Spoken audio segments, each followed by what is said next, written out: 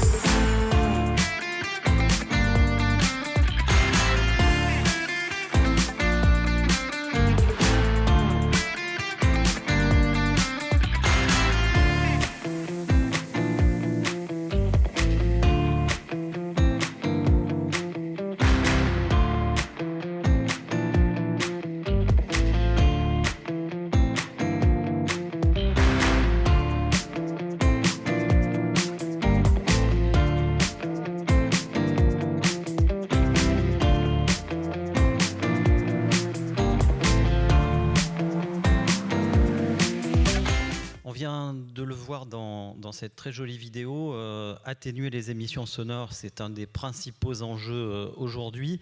Je vais demander à Didier Dufournet, président d'Azimut Monitoring, de bien vouloir venir nous en parler, et nous consacrerons un premier tour de table à ce sujet, le sujet du bruit.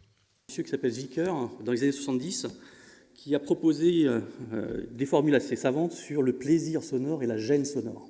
Il y a des règles, l'État a fixé des règles, évidemment, pour la gestion du bruit dans le développement de ces territoires. Ça veut dire quoi? Ça veut dire que quand un permis de construire ou d'aménager est accordé à un circuit, l'État cautionne qu'a priori, il n'y aura pas de problème de bruit, puisqu'en gros, on vous a accordé le permis de construire et vous n'êtes pas dans un environnement sensible au bruit. Est-ce que l'État a bien fait son job? Oui, sûrement. Par contre, aujourd'hui, il y a 850 000 logements en France qui sont classés point noir bruit. La règle d'émergence, je ne vais pas faire un grand discours ici, disons qu'on va faire un contraste sonore entre le bruit qu'il y a chez le riverain quand il y a l'activité du circuit. On va regarder le contraste, donc la différence avec le bruit quand il n'y a pas d'activité chez le circuit, et on va avoir une certaine tolérance, entre 5 et 8 décibels suivant la durée de l'activité. Bon. La première chose, c'est qu'on doit respecter un arrêté d'homologation qui doit fixer des dispositifs de nature à limiter les nuisances. Le deuxième, souvent dans les arrêtés d'homologation, on a encore le respect qui est indiqué des règles fédérales, donc vous devez aussi respecter les règles fédérales pour le contrôle des véhicules à la source. Non, eh bien, vous devez aussi respecter les limites d'émergence en situation riverain. Si on n'est pas vigilant sur l'ouverture des permis de construire, par exemple, avec des riverains à la pression foncière qui peuvent se rapprocher, évidemment, des circuits automobiles, dans quel cadre on va se retrouver avec des principes d'antériorité par rapport à l'arrêté d'homologation? Le renouvellement d'arrêté d'homologation 4 ans plus tard, lui, maintenant, le riverain est là. Est-ce qu'on est dans une situation de nuisance structurelle? Voilà, c'est toutes ces interrogations-là qui sont quand même assez problématiques et qui font qu'il reste un danger assez important quand même sur les circuits en termes d'exploitation. Et c'est l'ancien président du Conseil national du bruit qui m'avait dit ça. Le bruit, c'est très psychologique. Didier Dufournet le disait. Quand vous êtes dans une salle de cinéma et qu'il y a quelqu'un à côté de vous qui enlève des papiers de bonbons, c'est horrible. Le bruit qu'il fait est horrible. En fait, en mesure de décibels, ça ne doit pas être grand-chose. Et s'il vous partage les bonbons, vous ne l'avez même pas entendu. Eh bien, les riverains, c'est exactement la même chose. C'est-à-dire que si vous les invitez à découvrir votre enceinte, si vous leur donnez un accès aux manifestations, si vous les informez du planning, c'est-à-dire vous leur dites attention, on a un week-end avec des véhicules historiques qui sont aujourd'hui pour nous le véhicule le plus compliqué à accepter avec les motos, et on en parlera avec Damien. Je dirais que si vous lui indiquez ça, il s'y prépare. La valeur essentielle, c'est le respect, alors je dis de l'environnement, mais en fait des riverains et de l'environnement. C'est primordial. On avait 50% de journées moto en 2008, 2009, 2010. On est aujourd'hui à 20%. Voilà. Donc on a réduit le nombre de journées moto, les journées les plus bruyantes. Et à partir de là, dès qu'il y a un engin dépasse 95 dB, il y a une alarme qui se déclenche. Drapeau noir, on le sort, on lui dit qu'est-ce que tu fais? Est-ce que tu peux changer ton pot? Est-ce que tu peux mettre un silencieux? Et que sur chaque acte notarié d'une personne qui veut acheter ou construire une maison soit marqué attention, votre maison est construite près d'un circuit qui peut procurer des nuisances. Et on nous a beaucoup interrogé, qu'est-ce que vous faites pour les riverains? Est-ce que notre venue a un impact positif, négatif? Est-ce que vous faites du tri? Qu'est-ce qui se passe à la fin de la restauration? Et c'est sur les nombreuses questions de nos clients qu'on s'est posé sur le sujet. Et aujourd'hui, je suis très heureux de témoigner parce qu'on est heureux d'avoir mis en place plein de choses. Il y a très peu d'activités qui sont aussi réglementées que nous, aussi surveillées que nous. Soyons fiers de ce qu'on fait et n'ayons pas peur de ce qui nous entoure, puisque on peut vraiment justifier d'une grande responsabilité. Nous, la moto, on est sur un format, on est toujours sur 1000 cm3, et si on veut gagner de la puissance, on a beau gratter dans tous les coins du moteur, on prendra de la puissance qu'à partir du moment où on prend du régime. Et si on prend du régime, effectivement, on fait du bruit. Donc là, il faut bien évidemment que les fabricants d'échappements fassent un travail sérieux pour qu'on puisse réduire les bruits des motos. Je pense que très peu de fédérations, ou très peu d'organisations sportives, ont intégré dans leur règlement des fautes environnementales. À partir du moment où un projet de création ou de modification de circuit est soumis, c'est déjà dans un premier temps de faire un diagnostic cartographique, réglementaire, l'environnement réglementaire, ce qu'on peut faire, ce qu'on ne peut pas faire, avant d'aller sur site et d'éplucher le projet avec le porteur de projet. D'arriver avec un document, on va dire, bon, on a préparé ça, est-ce que ça va, est-ce que ça ne va pas, et si ça ne va pas, comment on l'améliore ensemble. D'avoir une règle qui est la même a priori partout en France et des interprétations qui peuvent être différentes en fonction des départements, des interlocuteurs qu'on peut avoir. Nous, au sein de la structure, on a tout ce qui est tri, etc. Par rapport aux aciers, aux aluminiums, etc. Nous, on trie tout, bien évidemment. Et on a un projet de panneaux photovoltaïques au sein de la structure. On a 4 semi-remorques qui sont derrière l'atelier.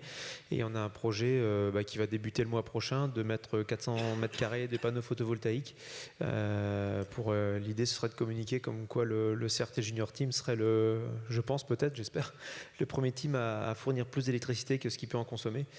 Oui, tout à fait. C'était un prérequis des promoteurs du futur circuit en 2007-2008, qui était de créer un circuit qui n'agresse pas la nature. C'était exactement le terme qu'ils employaient, et qui soit géré d'une manière écologique, en tenant compte de l'environnement, et qui puisse accueillir les énergies futures. Le tri, utiliser un minimum de produits chimiques, que ce soit dans les traitements des zones végétalisées ou même dans nos propres produits d'entretien. On fait très attention à ça. On se sert beaucoup aussi de pièces qui restent, des vieux pneus, des disques de frein ou autres pour faire des cendriers, des poubelles. On a vraiment une culture de ça. C'est presque un concours tous les jours pour essayer d'arriver à faire le plus beau produit avec les restes de ce qu'on trouve sur le circuit. Le jeu aujourd'hui consiste à associer l'ensemble des clients du circuit à travers une charte environnementale qui leur permet, s'ils sont respectueux, d'une part de bénéficier de réductions importantes sur la tarification du circuit, et économiquement ça peut pour certains être quelque chose d'important, et ensuite ils concourent à travers ça à eux-mêmes devenir des organisateurs responsables, et on s'associe avec une remise des prix en fin d'année pour faire la promotion de ceux qui auront eu les démarches les plus innovantes ou respecté le maximum d'engagement. Si on veut recruter des talents aujourd'hui, vous ne pouvez pas recruter quelqu'un si vous n'avez pas une démarche vertueuse et que vous ne lui présentez pas un plan cohérent. Pour les clients, c'est la même chose. On a des grands constructeurs qui aujourd'hui nous demandent le plan d'environnement et réclament la certification 3 étoiles FIA que nous avons obtenue. On gagne de l'argent à en dépenser en matière de respect environnemental. Vous avez du mal à faire venir des médias pour une compétition sportive. En revanche, tous les journaux télévisés viennent pour faire un reportage sur les moutons qui regardent passer les voitures. Mettre l'écologie comme valeur fondamentale dans les sports mécaniques, ça pouvait sembler ubuesque et aujourd'hui c'est une réalité. J'aimerais qu'on assume quand même encore d'avoir des véhicules historiques, d'avoir des motos, d'avoir ce genre de choses, et parce que c'est un spectacle et c'est un vrai sport. Par contre, en dehors, sur les paddocks, aux abords, il faut se montrer intégré socialement, c'est-à-dire mettre des radars, des contrôles à la sortie des manifestations publiques, gérer le bruit et assumer ça. Et quand on fait les entretiens pour cette formation, pour l'année que les élèves vont passer avec nous, on leur fait des petits pièges sur des changements de filtre à huile, sur des plaquettes de frein, sur où est la suite, la question c'est quoi, le filtre à huile je le range où, les plaquettes de frein, on a un bac à acier, etc. Ils vont mettre une couronne en aluminium à la poubelle, est-ce qu'on a un bac à aluminium? Mais si déjà le jeune a la fibre à se dire je recycle à cet âge-là, il y aura toujours la nonchalance de certains, ça on ne pourra rien y faire malheureusement. Mais je peux voir que la catégorie de jeunes que je peux avoir moi au quotidien, elle réfléchit, elle a quand même bien envie de préserver cet environnement et faire en sorte que, comme je disais tout à l'heure, qu'on puisse continuer à faire de la moto et de l'auto dans les meilleures conditions.